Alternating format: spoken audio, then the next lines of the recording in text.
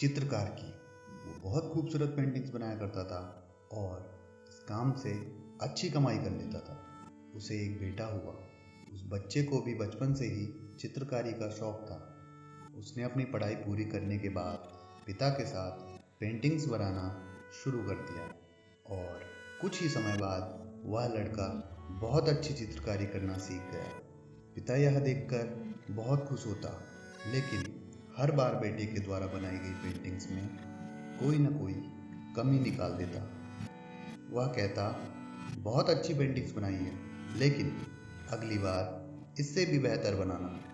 बेटा भी इस बात पर कोई शिकायत नहीं करता और पिता की बात पर काम करते हुए अपनी पेंटिंग्स को और बेहतर बनाने का काम करता।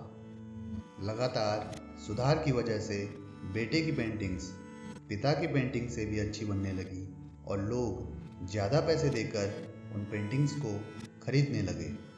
लेकिन पिता अब भी बेटे की बनाई पेंटिंग्स पर कमियां निकाल ही लेता, पर बेटे को अब यह बात खराब लगने लगी। लेकिन फिर भी वो उन गलतियों पर सुधार कर ही लेता।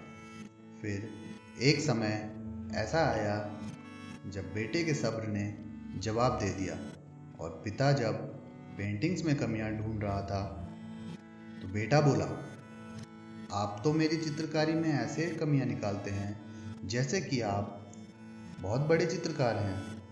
अगर आपको इतनी ही समझ होती तो आपकी पेंटिंग्स इतनी कम कीमत में नहीं बिकती।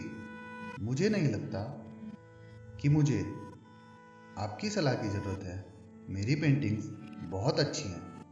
पिता ने जब बेटे की ये बातें सुनी तो उसने उसकी चित्रकारी पर कमियां निकालना बंद कर दिया। उसके बाद कुछ महीनों तक तो बेटा खुश रहा, पर फिर उसने ध्यान दिया कि लोग अब उसकी पेंटिंग्स की इतनी तारीफ नहीं करते जितनी पहले किया करते थे और उसकी पेंटिंग का दाम बढ़ना भी बंद हो गया। शुरू में तो बेटे को कुछ समझ नहीं आया, लेकिन फिर वो अपने पिता के पास गया और सारी बात बताई।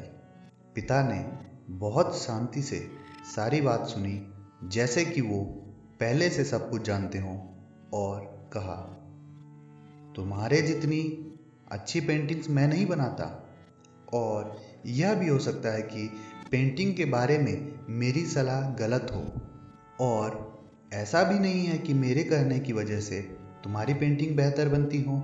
लेकिन मैं जब तुम्हारी चित्रकारी में कमियां दिखाता था तब तुम अपने काम से संतुष्ट नहीं होते थे और तुम अपने काम को और बेहतर करने की कोशिश करते थे और वही कोशिश तुम्हारी कामयाबी का कारण था।